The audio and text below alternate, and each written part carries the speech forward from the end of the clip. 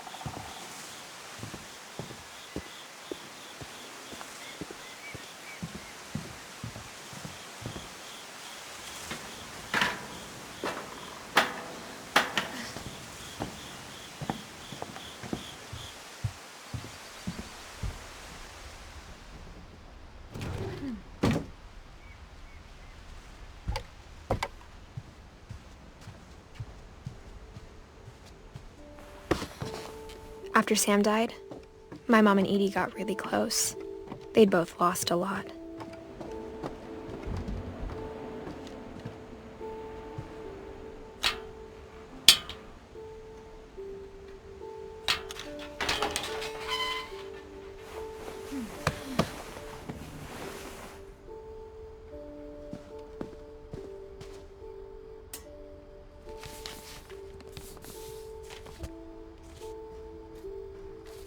Dear Kay, do you remember the way Gregory used to laugh when he thought he was alone? Like something funny was happening, but only he could see it. I think he saw things the rest of us don't.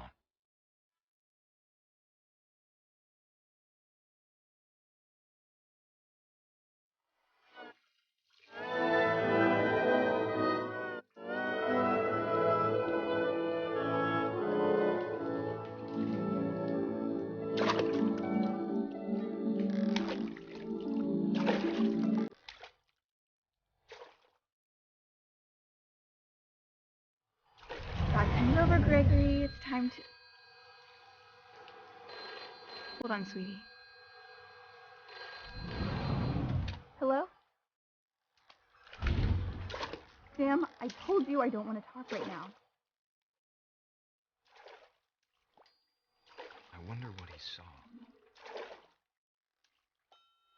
What his world was like.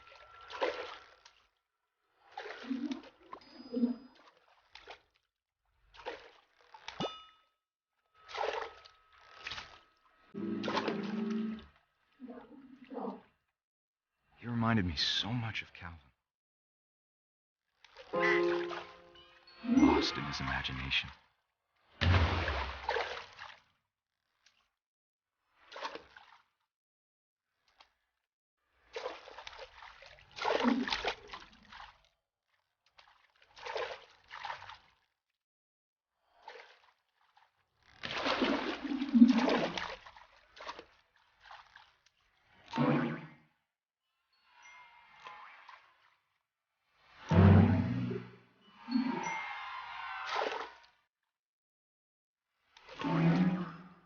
I know how silly it sounds.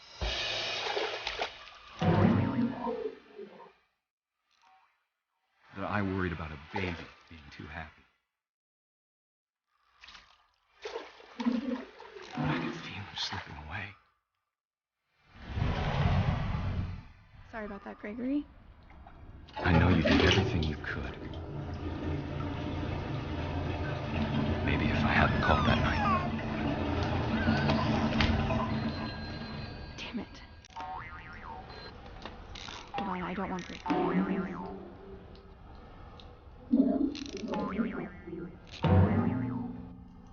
I wish he could have told us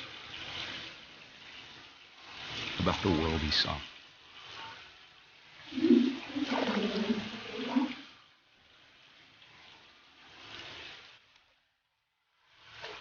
so much I don't understand. About Gregory. About everything.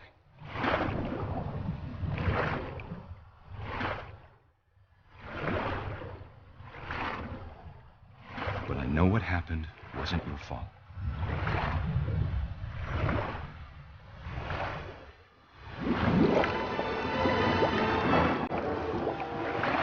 I'm sure he's happy. And he'd want you to be happy too. Good luck, Kay. Love, Sam.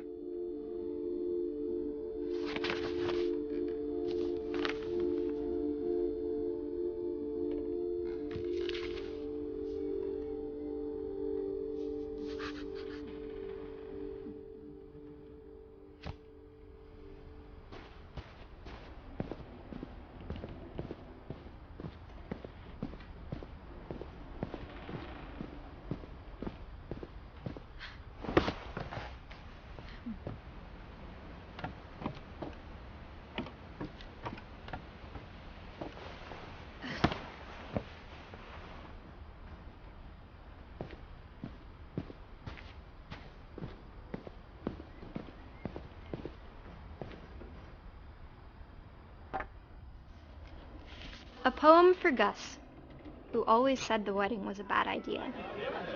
Our father never hit us kids, at least not very hard, before the day my brother said with teenage disregard that he'd be dead before he'd see a wedding in our yard.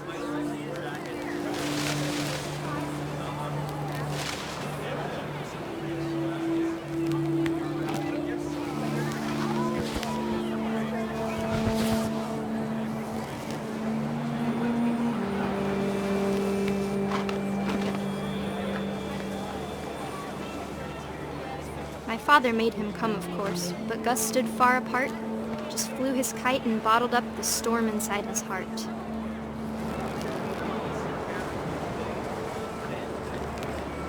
I tried to talk him out of it, but though he'd never met her, "We don't need a stepmom," were the words that I now pronounce you husband and wife. You may kiss the bride.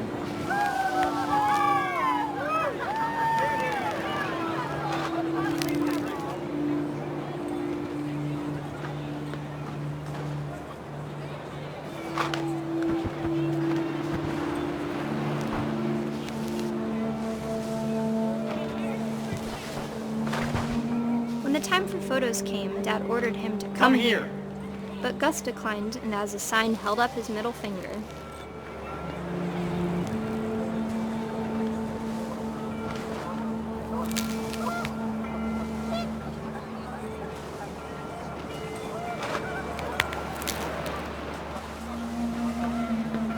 The wind picked up, and panicked geese appeared and quickly went. But all the humans did that day was go inside the tent.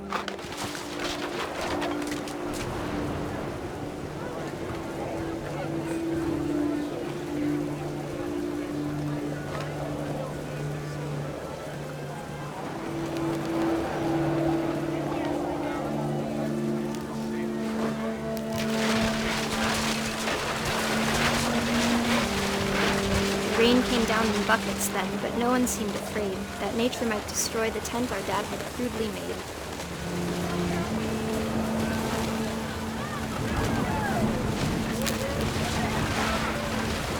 The thunder sounded much too close and full of angry power, but all my father said to this was, "Make the music louder."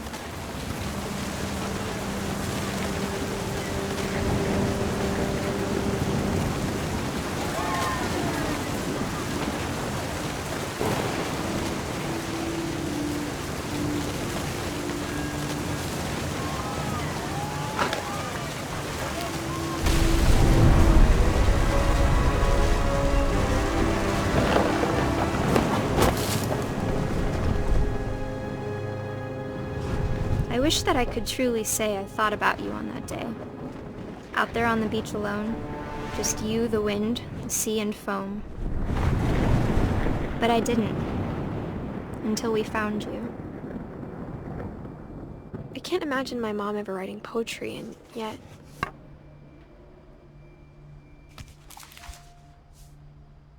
She never talked about him, but Mom told me once if I was a boy, they were going to name me Gus.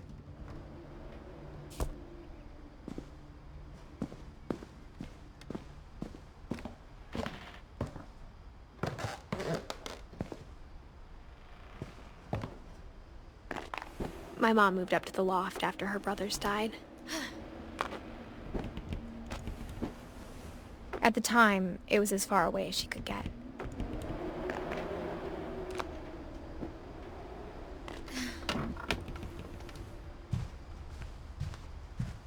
She spent a summer building houses in Calcutta, where she met my dad, Sanjay.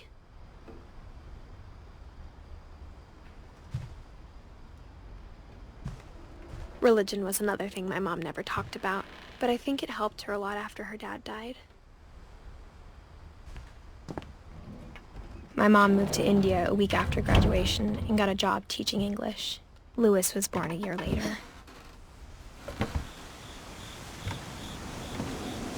When my dad died, I don't think Mom knew where else to go.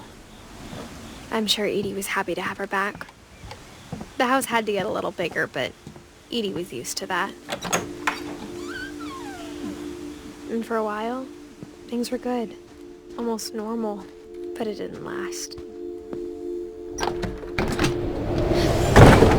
The beginning of the end was Milton's 10th birthday, when Edie gave him a castle.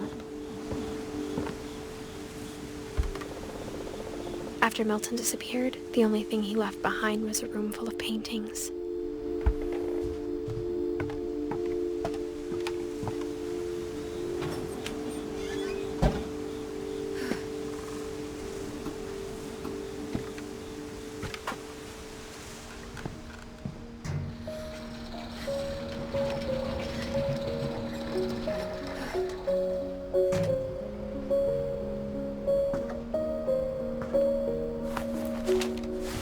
Milton Finch in The Magic Paintbrush.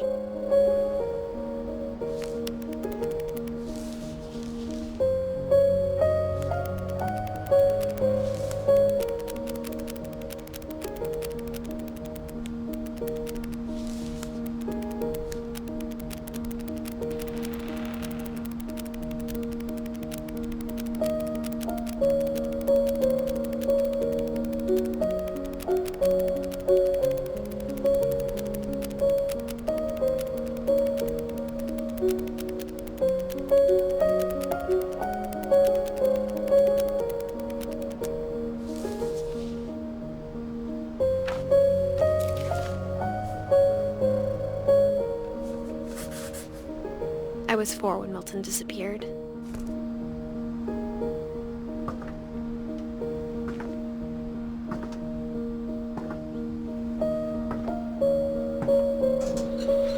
Mom spent months searching for my brother. Then she sealed the doors.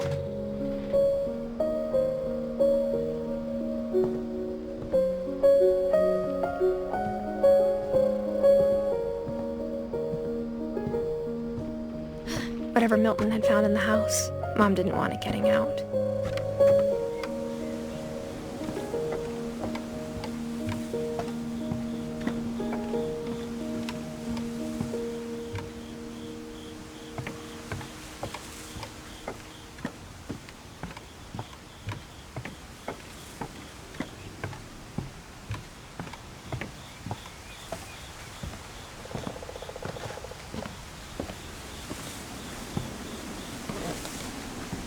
Mom definitely blamed Edie, but I think Louis blamed himself. After he graduated, he just spent more and more time in his room, until Mom got him a job at the cannery.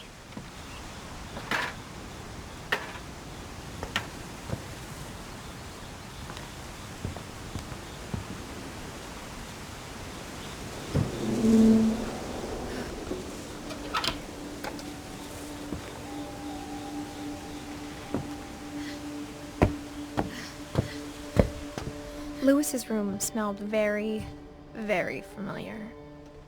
That part of him lived on.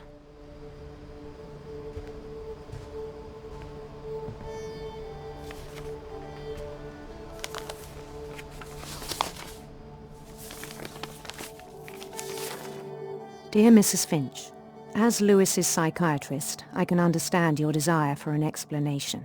As I see it, the trouble began in January, shortly after we convinced your son to seek treatment for substance abuse. Newly sober, I believe Lewis first noticed the monotony of his daily life.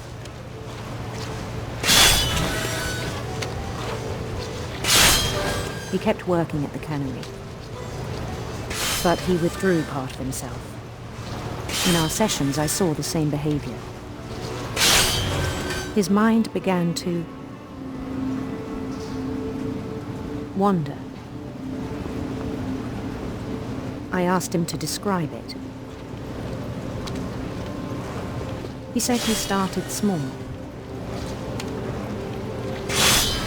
imagining a labyrinth. He'd feel his way about.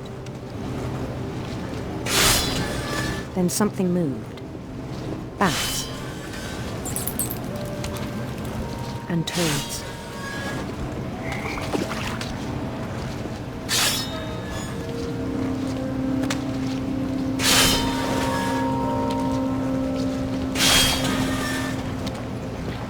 And things that have not names.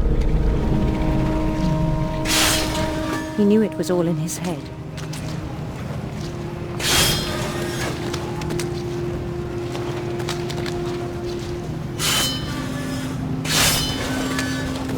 But he took it very seriously. I had hoped he'd find himself.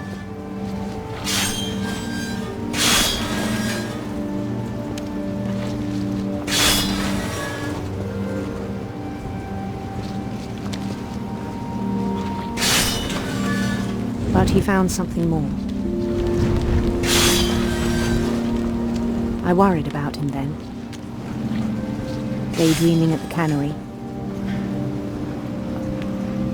I spoke with his boss. But he said Lewis had become a model employee. Methodical, tireless, focused. Like a whole new Lewis. So I let him go on.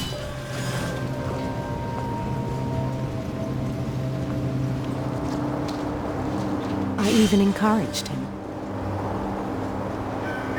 It seemed very promising at first.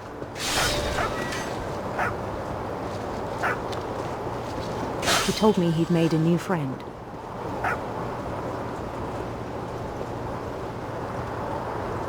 On the edge of a city he named Lewis Topia. He built the city up slowly, brick by brick. Then he made musicians.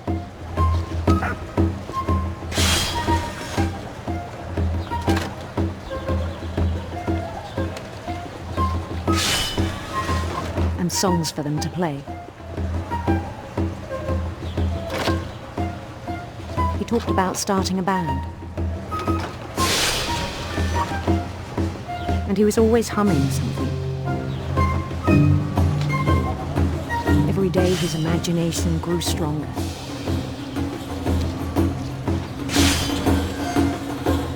He no longer spoke at the cannery. But his chopping was as reliable as ever. Then one day it struck him that all the cheering crowds, even the stones under his feet, were all in his imagination, so he could do whatever he wished.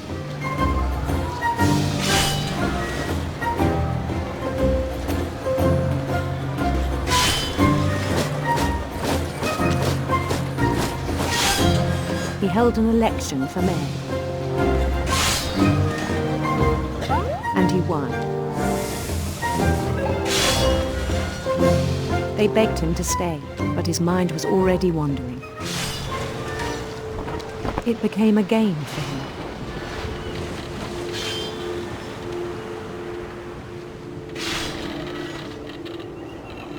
He'd conquer a city, then immediately push on.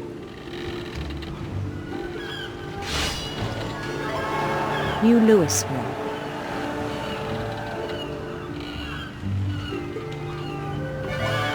St. Louis. He started drifting away from our reality.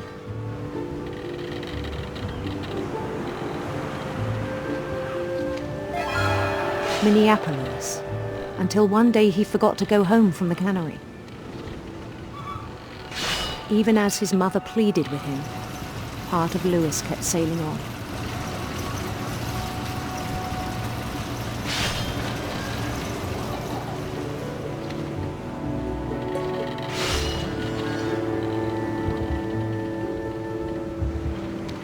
In Lewisburg, he heard rumors of a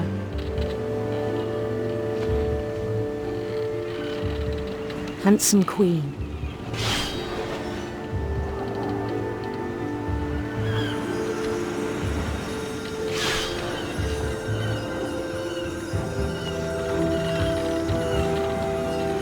The queen was on her own quest for sinister serpents.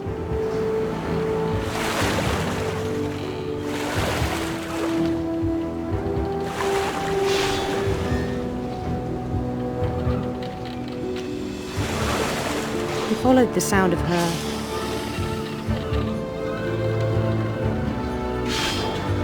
silver harp.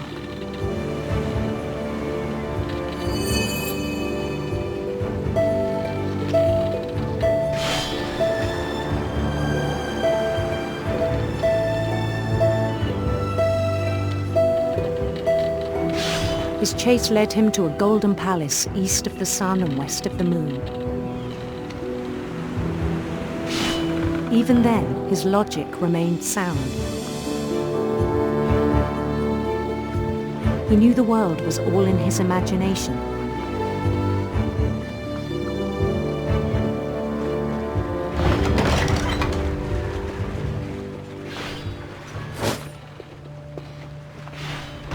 But he was so proud of having created it.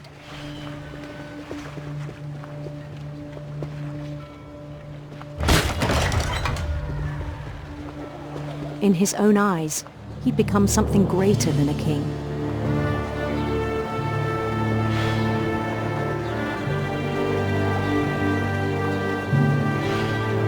For someone who'd never known success in the real world, I think it was overwhelming. And then it struck him that the real Lewis was not the one chopping salmon, but the one climbing the steps of a golden palace.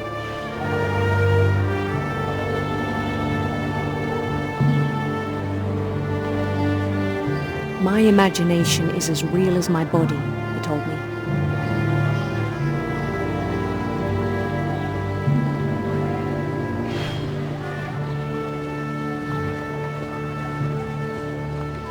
It was hard to argue with him.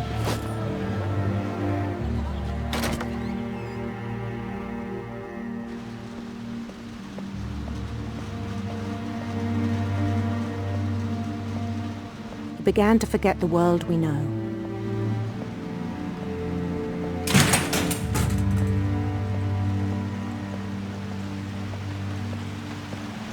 I think it pained him to remember Lewis, the cannery worker.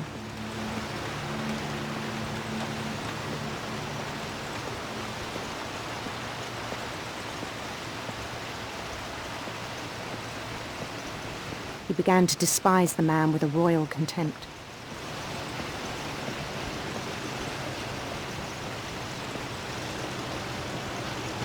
I still thought I could save him. Even after he said he was being crowned king over all the lands of wonder. The palace would be packed with his companions.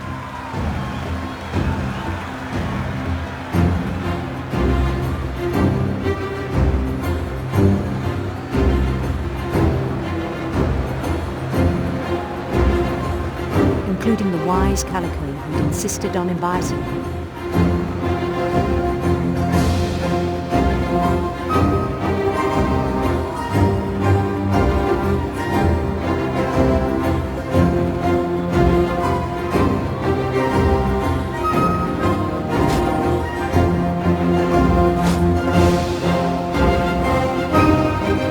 His queen waited, holding his crown.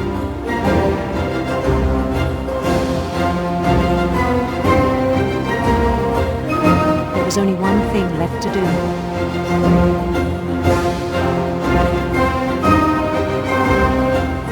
Bend down his head.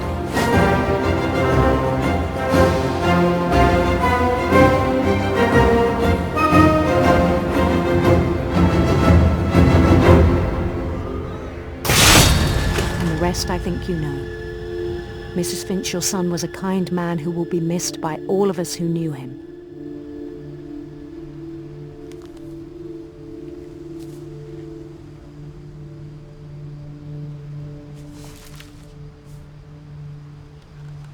My brother was really cool.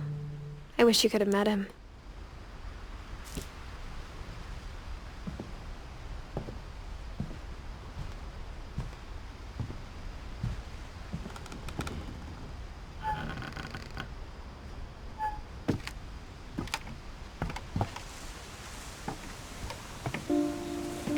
On the way back from Lewis's funeral, my mom told me to start packing. She waited until the day before we left to tell Edie. I'm not sure if she wanted to make it easier or harder. I wish we'd stayed. But I understand why we left.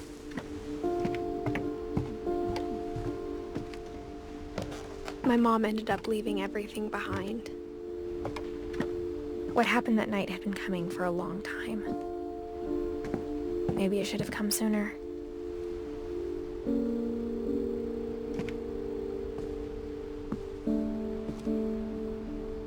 But it had to end one way or another. All that's left now is to tell you about that last night.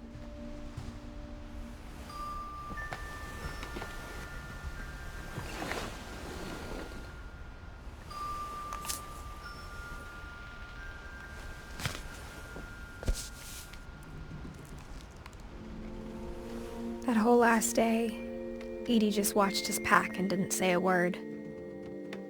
Until supper, when she raised her glass and said, "To our final night together, and all our final nights apart." Grandma, you know what I said about alcohol. Some of your medications are very Edith, specific. I left a present for you in the hallway. Why don't you go open it? The grown-ups have to argue now. I'm sorry, you're right. We're all leaving tomorrow. Let's just enjoy our last... I'm not leaving. Edith, you're excused.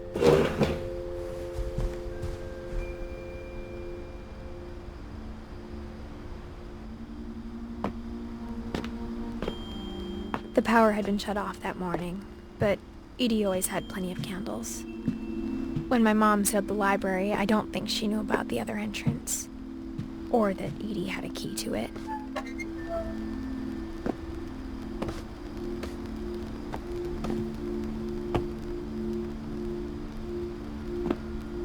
That thing you're afraid of isn't going to end when you leave the house. Edith has a right to know these stories. My children are dead because of your stories. I think it's best if Edith and I leave tonight. We'll have the nursing home send a van for you in the morning. Okay? Dear Edith, there's so many stories I wish I could tell you, but there's only time for one. This is about what happened on the night you were born. That night, the tide went way, way out. It was the first and last time I ever saw the old house aground. There'd been an earthquake out in the middle of the ocean. They called it the lowest tide in 1,000 years.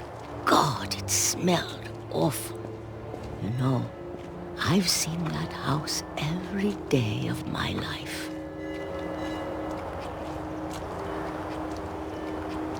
But I never thought I'd go back to it. When the fog rolled in, I lost my way.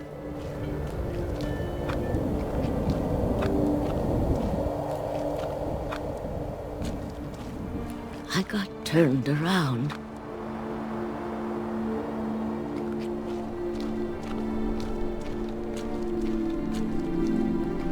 I started seeing things.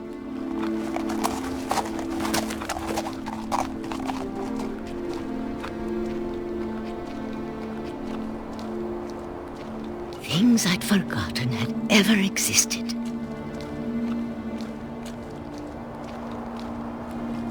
But when I saw them, they felt like old friends. That night, a lot of things came back to me. Or maybe I came back to them.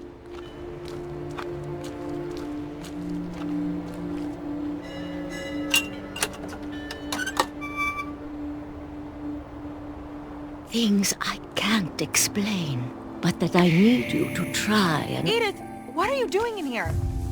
It's mine. Edith! Mom, you're gonna rip it! Let go! I kicked and screamed, but Mom dragged me to the car.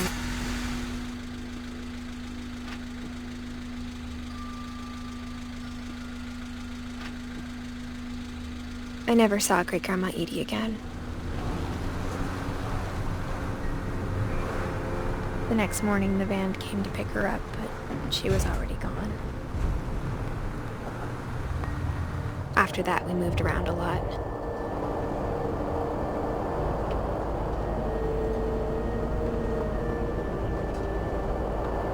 We both tried to make the best of it.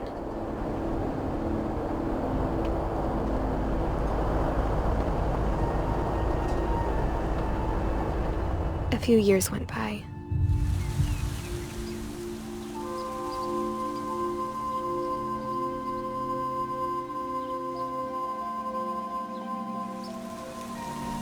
My mom didn't like to talk about it. But she started getting sick a lot. The rest happened pretty quickly.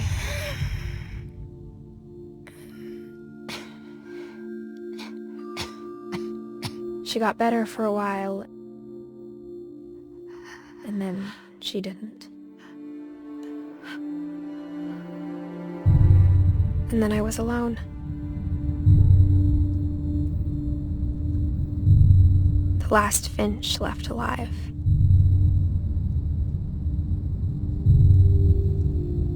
Until I found out about you. I'm still not sure what to tell you about all this. If we lived forever, maybe we'd have time to understand things. But as it is, I think the best we can do is try to open our eyes.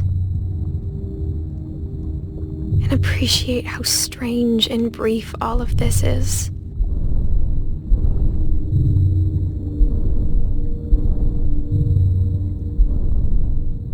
This journal was supposed to be for you.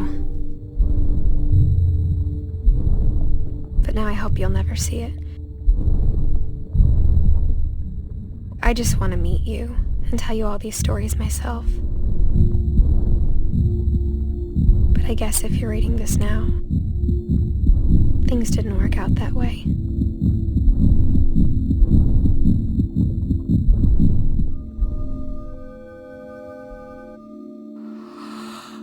This is where your story begins.